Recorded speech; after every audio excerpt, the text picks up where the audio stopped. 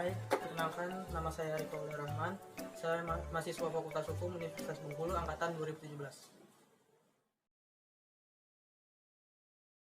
Baik, di sini saya akan menjelaskan tentang bank garansi. Sebelumnya, apa sih itu definisi dari bank garansi dan apa landasan hukum dari bank garansi?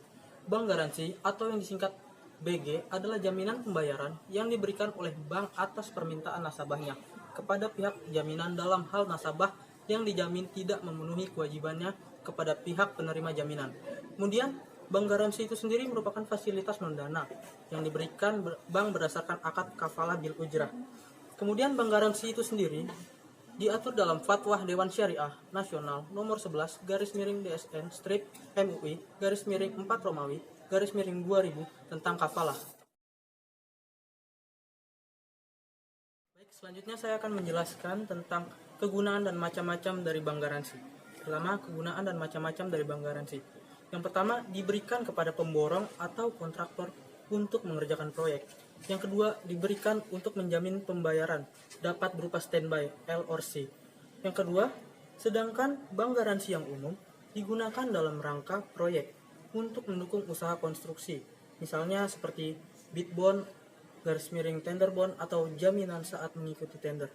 Yang kedua ada advance payment bond atau jaminan uang muka. Yang ketiga ada performance bond atau jaminan pelaksanaan selama masa konstruksi. Baik, selanjutnya saya akan menjelaskan tentang apa saja sih produk dari bank garansi yang disediakan. Yang pertama ada bid bond atau tender bond, yang mana diterbitkan untuk kebutuhan peserta tender guna mengikuti tender di dalam negeri. Yang kedua ada advance payment bond atau jaminan uang muka, yang mana diterbitkan untuk kebutuhan penerima pekerjaan guna menjamin pelaksanaan pekerjaan setelah diterimanya pembayaran uang muka dari pemilik proyek. Yang ketiga ada performance bond, yang mana diterbitkan untuk kebutuhan penerima pekerjaan guna menjamin selesainya proyek yang diterima atau untuk kepentingan pembeli guna menjamin pembayaran atas barang yang telah diterima. Yang keempat ada retention bond, diterbitkan untuk kebutuhan pemohon guna menjamin pemeliharaan proyek yang telah diselesaikan.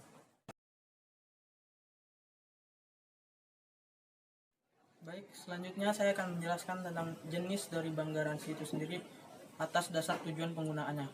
Yang pertama, bank garansi jaminan uang muka atau advance payment bond adalah bank garansi untuk menjamin, yang mana pelaksana proyek sebagai pemohon akan melaksanakan pekerjaan atau kewajibannya setelah menerima uang muka pekerjaan dari pemberi kerja sebagai beneficiary, atau penerima hutang sebagai pemohon akan menepati kewajiban membayar kembali uang muka yang telah diterima dari beneficiary. Kemudian yang kedua ada bank garansi pelaksanaan atau performance bond, yang mana bank garansi jaminan pemeliharaan atau maintenance bond atau retention bond adalah bank garansi untuk menjamin bahwa pelaksana proyek sebagai pemohon akan melaksanakan pemeliharaan terhadap proyek yang telah selesai atau harta milik pemilik proyek sebagai beneficiary selama masa waransi atau pemeliharaan berlangsung.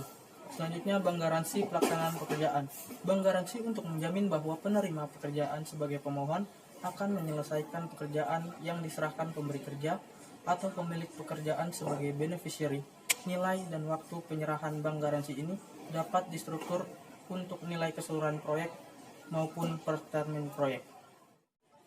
Baik, yang ketiga bank garansi tender atau jaminan penawaran atau bid bond atau tender bond, yaitu bank garansi untuk menjamin bahwa kontraktor atau referensi atau peserta tender sebagai pemohon tidak akan mengundurkan diri selama masa tender berlangsung dan bersedia menandatangani kontrak setelah ditunjuk sebagai pemenang tender. Keempat, custom bond, yaitu bank garansi untuk menjamin bahwa pemilik barang atau perusahaan atau pabrik rokok sebagai pemohon akan melunasi penangguhan pembayaran bea masuk atas barang yang dikeluarkan dari pelabuhan atau pembayaran pita cukai tembakau rokok yang dijual kepada kantor bea cukai atau pajak sebagai beneficiary.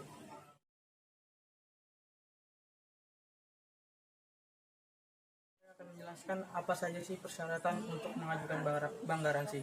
Penerbitan bank garansi hanya dapat dilakukan apabila telah memenuhi beberapa persyaratan, yang mana terdapat 6 syarat.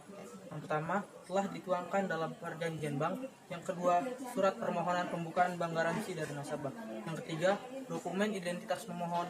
Yang keempat, dokumen legalitas usaha. Yang kelima, semua dokumen jaminan yang dipersyaratkan. Yang keenam, telah memberikan margin deposit sesuai dengan ketentuan.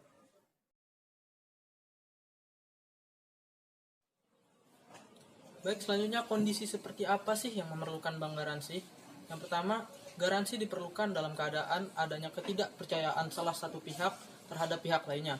Kemudian yang kedua, garansi diperlukan dalam berbagai jenis transaksi untuk meminimalisir atau memitigasi risiko yang berhubungan dengan potensial default counterparty nasabah atau prestasi counterparty terhadap kewajiban sesuai kontrak.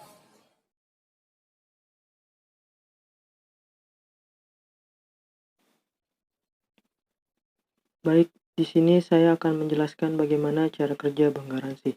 Seperti yang kita lihat pada gambar, ada 4 proses kerja dari bank garansi. Yang pertama itu adalah pemohon dan penerima menandatangani kontrak dan mereka setuju bahwa diperlukannya bank garansi. Kemudian pada proses nomor 2, pemohon menghubungi DBS atau bank penerbit untuk menerbitkan bank garansi kepada pihak penerima. Kemudian pada proses ketiga ini ada 3 proses, yaitu A, 3A, 3B, dan 3C.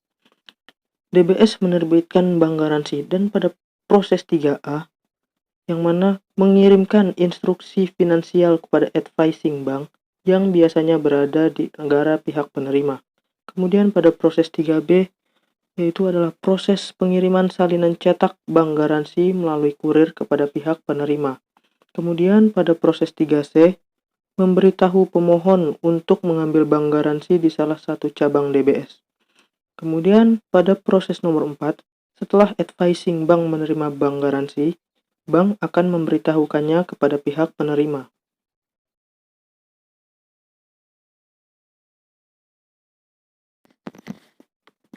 Baik, setelah tadi saya menjelaskan bagaimana cara kerja pada bank garansi, selanjutnya saya akan menjelaskan tentang skema kafalah pada bank garansi.